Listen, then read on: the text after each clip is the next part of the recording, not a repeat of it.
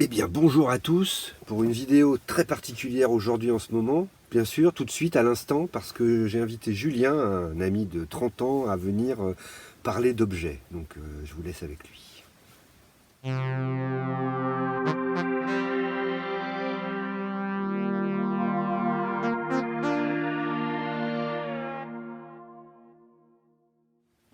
Bon ben voilà, c'est mon tour de me retrouver enfermé dans la cave de Pascal. Donc évidemment, la source au trésor, hein, on a dit beaucoup de choses hein, déjà. Mais là, moi, je viens pour une session spéciale sur du Toys, puisque j'aimerais quand même donner quelques précisions, car dans une autre vidéo, on dit des choses me concernant qui sont fausses. Donc je n'habitais pas à Emmaüs, c'est totalement galvaudé. J'y suis beaucoup allé, certes. Donc petite précision, presque 30 ans de Chine.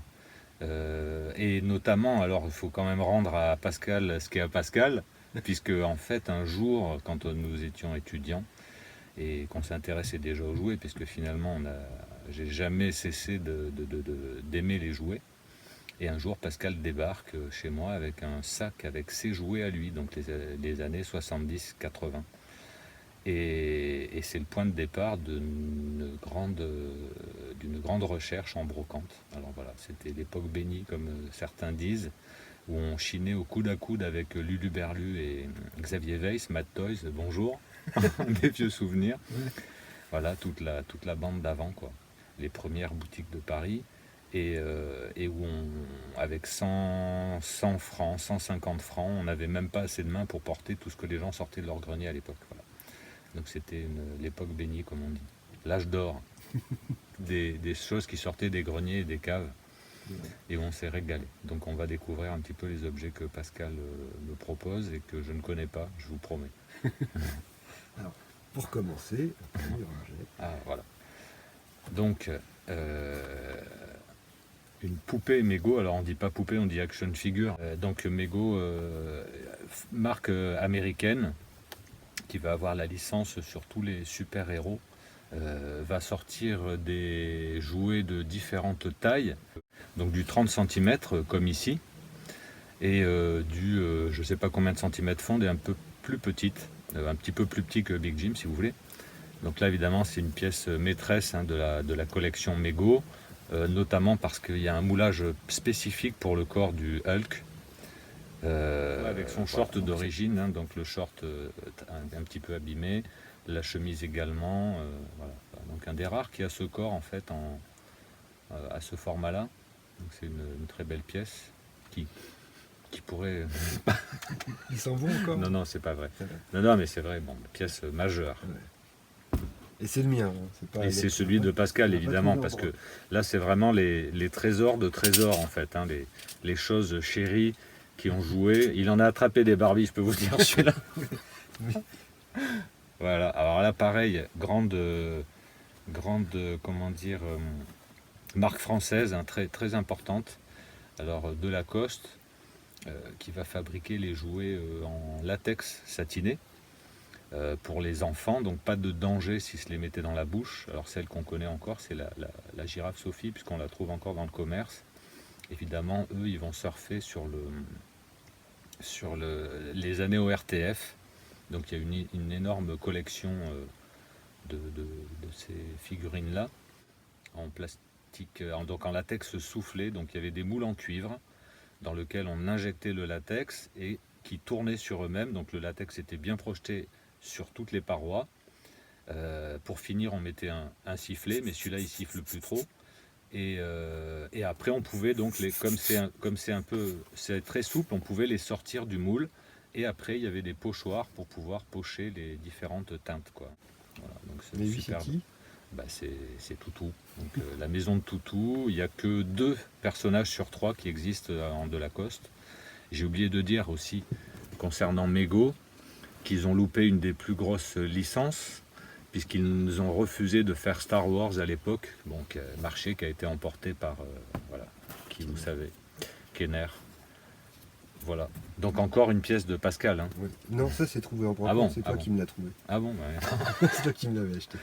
Bon, alors là c'est pareil, hein, on arrive vraiment sur les grands classiques. produit à partir de la moitié des années 60, je pense, 64 ou un truc comme ça. Donc la Batmobile de Corgi, alors évidemment Corgi c'est génial, c'est de la super die-cast en alliage injecté avec des petites pièces en plastique, donc tout un assemblage d'usinage à la main à l'époque évidemment. Cette voiture elle est produite jusque dans les années 80-84 à peu près, et il y a énormément de modèles différents, donc tout est répertorié sur un super site d'ailleurs qui s'appelle Batmobile je sais pas quoi. Le gars il a toutes les versions, c'est assez génial parce qu'on peut savoir très exactement grâce à un tableau chronologique et les petites différences qui existent par-ci par-là sur les roues, sur les phares, sur les ailerons arrière, etc. Quel est le modèle que vous possédez vraiment et quelle est l'année de production. Donc évidemment il y a des petits chevauchements sur les années de production parce qu'il leur restait des pièces par-ci par-là. Il y a des variantes sur les couleurs des vitres de la Batmobile, on en trouve des violettes, on en trouve des bleus clairs, des bleus foncés, des blanches, voilà, selon les variétés. Il y avait un petit Robin aussi normalement dans les toutes premières versions, après ils l'ont enlevé. Ouais, je l'ai jamais eu le Robin moi. Voilà. Donc il y a un petit mécanisme à l'avant, je ne sais pas s'il fonctionne. Il se ferme plus. Voilà, donc il y a un petit éperon avant, comme ça. Et puis un petit lance-missile à l'arrière où on pouvait, avec une petite molette, éjecter des missiles. Voilà, les premières versions, il y a la petite flamme à l'arrière qui sort. Ah ben là aussi. Ben là on verra pas évidemment. Ah si, on voit. Voilà, donc ça aussi c'est la pièce maîtresse avec un super beau d'ailleurs Batman aussi en relief qui est en dessous. Voilà. Le seul truc dommage là-dessus, c'est qu'ils aient fait rifter les produits à l'époque et qu'on peut difficilement les réparer si on n'a pas une machine à rifter de qualité. J'en ai déjà démonté, les mécanismes sont simples, mais on peut pas je sais pas les réassembler quoi.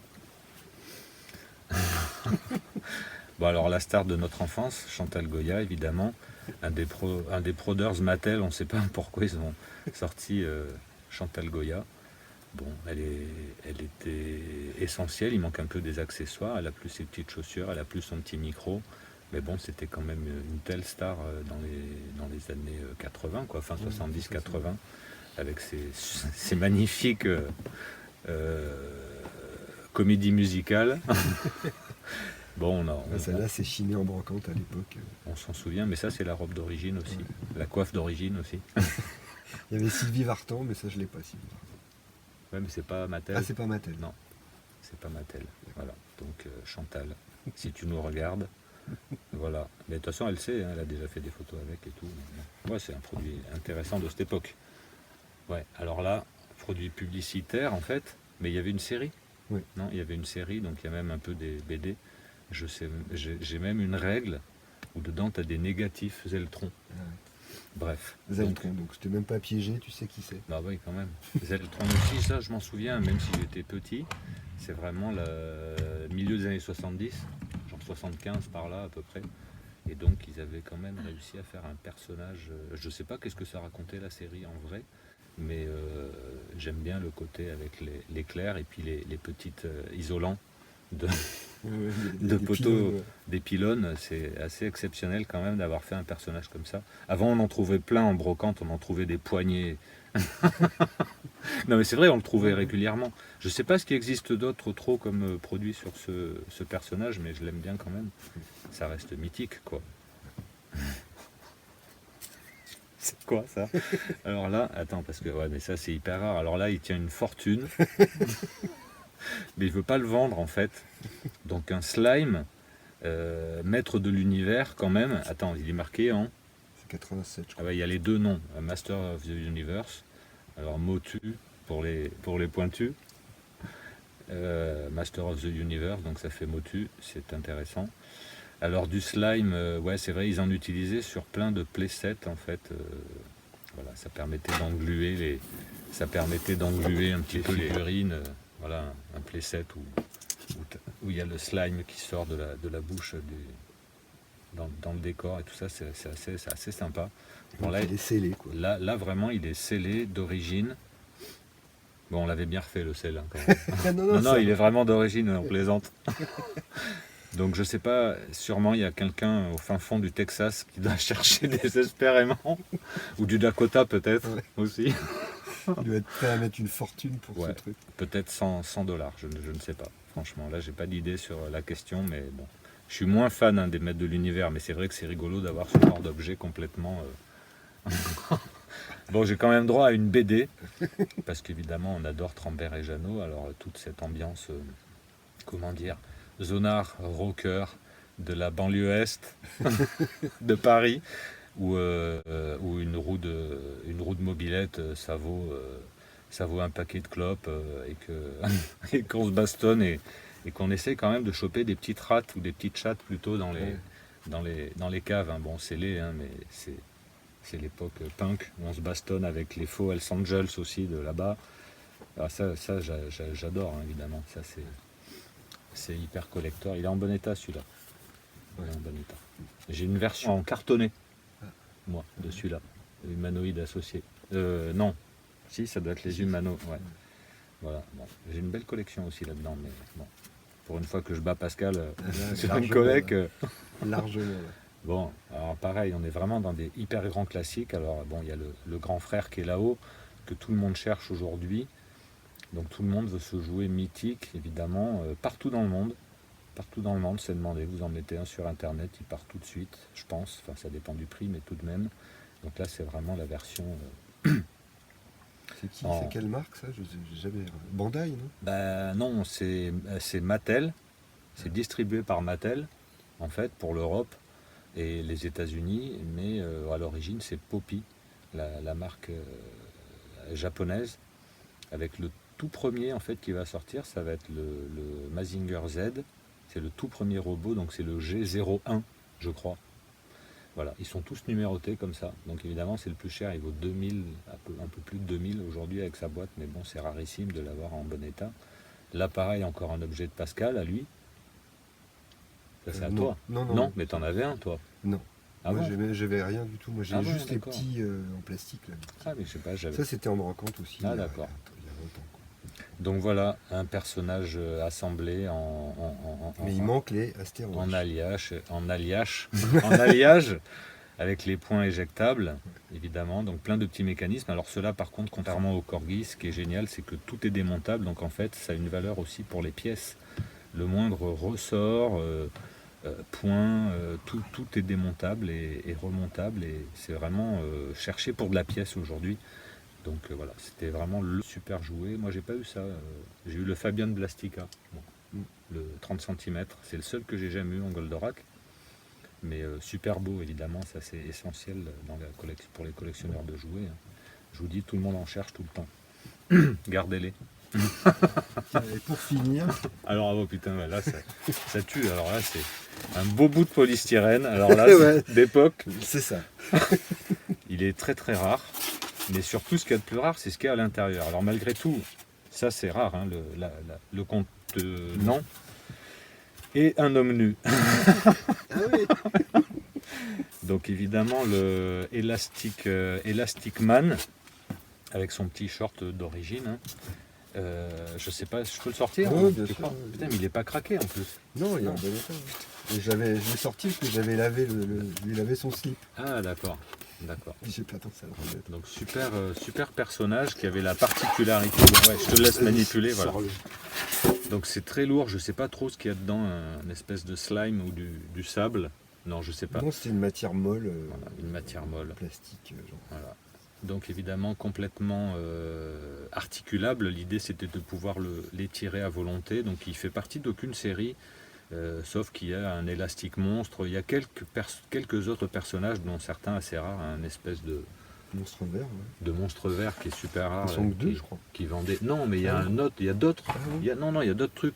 Alors Mego, normalement, ils ont fait une licence pour produire le Hulk, comme ça, et d'autres personnages super-héros, mais je sais pas si c'est un mythe ou si ça existe vraiment, parce qu'il y a tellement de mecs qui se font des trucs aujourd'hui, qui s'inventent des trucs, voilà. Donc évidemment à manipuler avec soin, parce que le plastique normalement il a craqué. Donc voilà, le gros musclé, hein, c'était la mode hein, dans les années 70-80. Ouais, je dois quand même préciser un truc, c'est qu'il y a quand même il faut le reconnaître, et je n'ai pas de jugement là-dessus, car ça s'appelle une évolution de la société. Mais c'était quand même pas banal de faire jouer des garçons avec des poupées, hein, même si on dit action figure. Et je pense aussi que ça a contribué quand même à l'évolution des mœurs de notre société avec cette idée-là, parce que ça n'existait pas avant, quoi. Avant, voilà, c'était autre chose.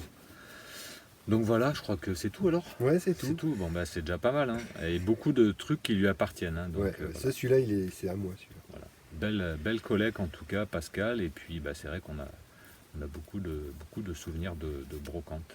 Voilà. Bah, Eh merci. ben, merci Pascal, et puis à bientôt. À Hein. bientôt.